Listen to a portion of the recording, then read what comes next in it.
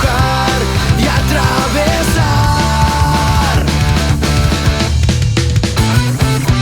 ¿Crees que ya no hay salida?